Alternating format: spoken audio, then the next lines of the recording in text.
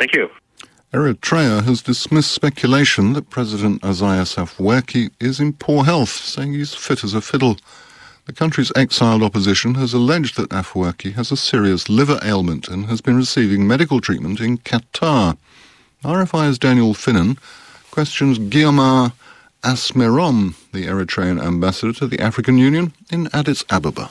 There has been a concerted disinformation campaign against Eritrea. Everybody has been talking as if Eritrea is destabilizing the region. That is lie and absolute fabrication. At one time, they said there were 2,000 Eritrean soldiers in Somalia. They couldn't find even a single soldier. And another time, they say Eritrea is the one which is financing the whole Al-Shabaab and giving ammunition, while Eritrea is a poor country which doesn't neither have the resource or the capacity. So Eritrea has been fighting terrorism for a long time, more than anybody in the region. So it's part of the concerted effort, disinformation and deception campaign that has been propagated against Eritrea. We don't even understand what the reason is, but we have a speculative analysis. They just want to divert from the international responsibility on the border issue between Eritrea and Ethiopia, where Ethiopia is still occupying for the last 10 years. So maybe they think, by deceiving and cheating the international community, they can get away with it. So it's part of the campaign. So as far as you're concerned, the president is as fit as a fiddle and in good health? You would never even compete with him, the way he travels, the way he walks, the way he visits different remote areas in Eritrea.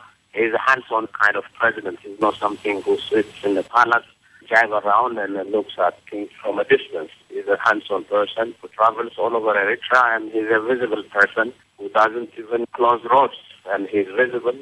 In Eritrea, he stops at the red light. Maybe then you can help me dispel some of the information that's been spread. We understand that he's regularly been travelling to Qatar.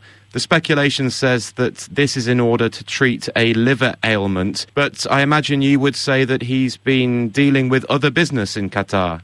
In the first place, he's not regularly traveling. He travels as any president would travel to any country. We have a very good relationship with Qatar. So he travels to Qatar and he stays there maybe 1 to 3 days. I remember one time he was there 3 days, and then there was on the newspaper that he had a liver problem, so he was in Qatar for 3 weeks. While the news was public in Qatar itself, where it says he was there for 3 days and left to Eritrea.